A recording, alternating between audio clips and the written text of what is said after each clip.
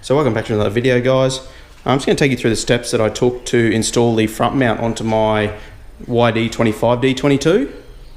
Now for the intercooler choice, I went for the 450 by 300 just for the size and the room that I require for my pipe route. Now I have seen other Navarro owners run the 600 by 300, but that comes obviously down to self preference and what room you have at the front between your ball bar and obviously your radiator support.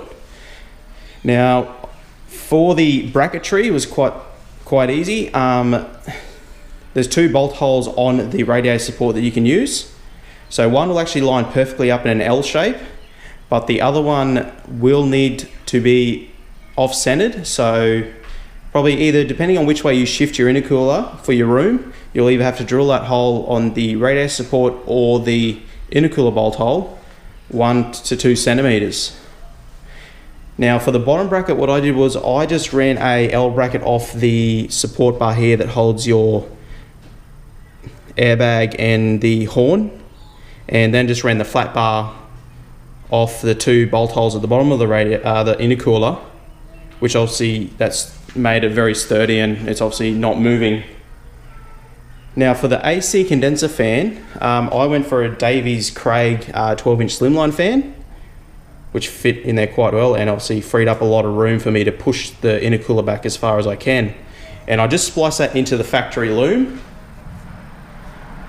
So for the intercooler pipe route, I'm going to be going on a 90-degree up through the near the radiator there, which goes between the headlight bracket there and basically where your coolant overflow bottle sits.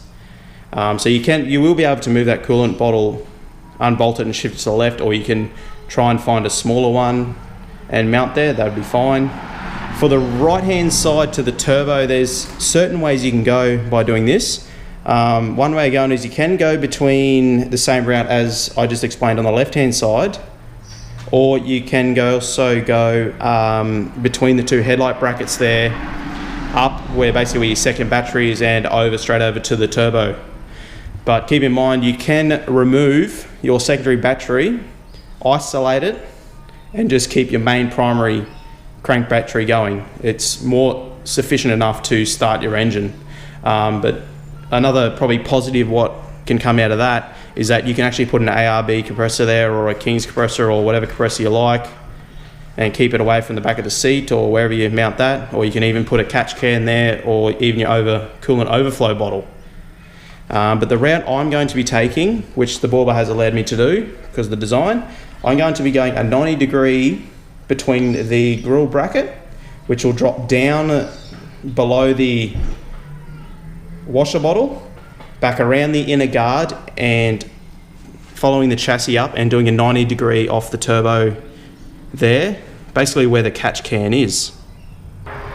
Finally back from the fabrication shop, guys, and I couldn't be happy with how it's all turned out and the pipe work that he's done. Now it has changed to what I was talking about previously in the video. Now I did go, we went around the washer bottle and through where the headlight bracket was, so we ended up just making a bracket there to obviously replace the one that we chopped off, and that come up through the radiator support and over to the turbo. Now there is a loom, as you can see there. We just did cut the zip ties and we pulled that to the passenger side of the car, which worked out quite well. Now for the cold side, we end up going between the two headlight brackets and straight up to where obviously your coolant bottle is there, and straight over into the intake. Now that was the more direct route, easy route, and the bends that he wanted to do. Now for the bends we used a 2-inch 90 and a 3-inch to 2-inch 90-degree reducer, and the same as the hot side here. So a 3-inch to 2-inch 90-degree reducer and a 2-inch 90. Now I haven't noticed any boost drop or any lag going from the top mount to the front mount. It still performs the way that it did. Now guys, if you have any questions or any queries, feel free to drop them below in the comments section, as I'll answer it the best I can. Until next time, guys, make sure to chuck a like and subscribe, and I'll catch you in the next one.